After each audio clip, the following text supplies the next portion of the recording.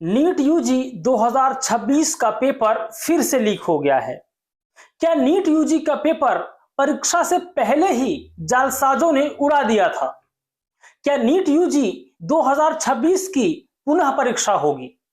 क्या 2024 की तरह ही 2026 में नकल माफियाओं के गैंग ने एनटीए की रीढ़ पर अटैक करके नीट यूजी का पेपर चुरा लिया है? नमस्कार, स्वागत है आप सभी का इस वीडियो में। इसमें हम बात करेंगे नीट यूजी की। नीट यूजी पेपर लीक को लेकर अब तक जितनी भी खबरें आपने देखी है, आपके मन में जो भी संशय हैं सब दूर कर दूंगा। 3-4 मिनट का समय लगेगा, पूरा वीडियो देखिएगा। कि नीट यूजी में पेपर लीक को लेकर आशंकाएं अब बढ़ती जा रही हैं। राजस्थान की एसओजी इसकी जांच कर रही है। हुआ कुछ यूं कि राजस्थान की एसओजी को क्लू मिला कि नीट यूजी के पेपर में कुछ ऐसी बातें सामने आई हैं जो कि विसंगत हैं, जो असंगत हैं। जैसे एक सैंपल पेपर था जिसके बारे में कहा गया कि वो केरल से रिलीज हुआ और फिर वो व्हाट्सएप से जिस माध्यम से फैलते फैलते जयपुर पहुंच गया। और उस सैंपल पेपर में 150 प्रश्न हूबहू वही थे जो 3 मई को परीक्षा कक्ष में आया था। 28 अप्रैल को राजस्थान की एसओजी को ऐसे इनपुट मिले कि नीट में कुछ गड़बड़ी हो रही है। फिर जांच पड़ताल शुरू हुई और जब पुलिस ने कड़ियां जोड़ना शुरू की तो यह निकला कि जयपुर से पेपर आउट हुआ, फिर झुंझुनू, फिर सीकर, देहरादून और फिर केरल और फिर वहां से जयपुर। ये पूरे कड़ियों को राजस्थान की एसओजी पुलिस ने स्टैब्लिश किया और निकल कर सामने यह आया कि यह कई बार फॉरवर्ड हुआ है। जो सैंपल पेपर बनाया गया था वो कई बार फॉरवर्ड किया गया, एक ग्रुप से दूसरे ग्रुप, तीसरे ग्रुप, चौथे ग्रुप। और उसमें यह भी जांच में सामने आया है कि 30 लाख रुपए तक में यह पेपर बेचा गया। बताइए, कोई सैंपल पेपर 30 लाख रुपए में क्यों खरीदेगा? शुरू में 3 से 4 लाख रुपए कीमत रही, फिर 30 लाख तक कीमत गई।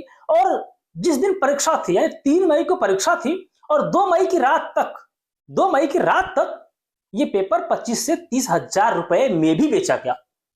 मतलब जैसे लूट सको लूट लो। अब प्रश्न यह उठता है कि ये पेपर सेट किसने किया? ये सैंपल पेपर बना कैसे जो हूबहू 150 क्वेश्चन मैच कर जाए? क्या पॉसिबल है? क्या एनटीए के जो पेपर सेटर हैं, जो एजेंसी है पेपर सेट करती है, क्या उनमें कोई मिला हुआ है? क्या उन्हीं में से किसी ने पेपर लीक किया? मामला क्या है ये तब सामने आएगा जब इसकी विधिवत, पक्षपातहीन, निष्पक्ष जांच होगी। लेकिन ऐसा असंभव लगता है। 2024 के नीट पेपर लीक केस में क्या हुआ कोई नहीं जानता। क्या आप जानते हैं? पता नहीं। तो इसमें हम कैसे उम्मीद करें कि निष्पक्ष जांच होगी और लोग पकड़े जाएंगे? एक बात और, इस पूरे मामले पर नेशनल टेस्टिंग एजेंसी का बयान आया है। एनटीए ने कहा कि हमें यह जानकारी 7 मई को लगी। ले, पूरी दुनिया में खबर फैल गई कि नीट में गड़बड़ी हुई है, लेकिन एनटीए सोया हुआ था, उसको मालूम चला 7 मई को कि ऐसा कुछ हो भी रहा है। फिर एनटीए ने कहा कि हम जांच पर नजर बनाए हुए हैं, अभी हम किसी डिसीजन पर नहीं पहुंचे हैं, अभी कोई बात प्रमाणित नहीं हुई है, इसलिए जब तक राजस्थान की एसओजी जांच पूरा नहीं कर लेती, कोई रिकमेंडेशन नहीं भेजती, तब तक कोई फैसला भी नहीं लेंगे। अभी री एग्जाम का कोई डिसीजन नहीं हुआ है, इसलिए आप लोग पैनिक मत करिए, किसी के बहकावे में मत आइए, पुनः परीक्षा अभी नहीं होगी। लेकिन यदि ये पेपर लीक हुआ तो फिर पुनः परीक्षा ही एकमात्र विकल्प है। पुनः परीक्षा होना ही चाहिए, किसी भी छात्र के साथ अन्याय नहीं होना चाहिए। जो बच्चे सालों साल नीट की तैयारी करते हैं, डॉक्टर बनने का सपना देखते हैं, ये उनके सपनों पर नकल माफियाओं का डाका है और ये सिस्टम को चलाने वाले लोगों की निकम्मई का परिणाम है। आखिर एनटीए में किसी की जिम्मेदारी फिक्स क्यों नहीं की जाती? जब 2024 का प्रकरण सामने आया तब एनटीए में कितने लोगों पर कार्रवाई हुई? 1600-1700 रुपए फीस लेते हैं, परीक्षा शुल्क लेते हैं और लीक प्रूफ पेपर तक नहीं करा पाते। यह हालत है। और एक बात, फिलहाल के लिए इस वीडियो में और एक बात, अभी की स्थिति यह है कि पेपर लीक नहीं हुआ है।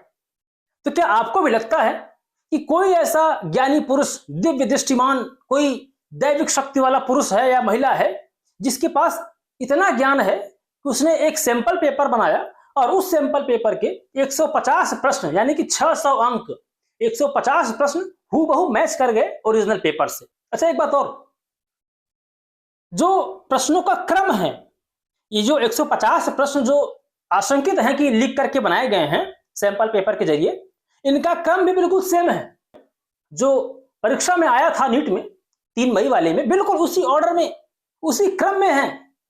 ये सारा संयोग है और एनटीए कह रहा है कुछ हुआ ही नहीं है, जांच कर रहे हैं। मुझे लगता है मैंने अपनी बात कह दी है। आप इस वीडियो को शेयर कीजिए, लाइक कीजिए, सब्सक्राइब कर लीजिए आपका मन करे तो, और घर घर तक पहुंचाइए। बड़ी मेहनत लगती है वीडियो बनाने में। नमस्कार।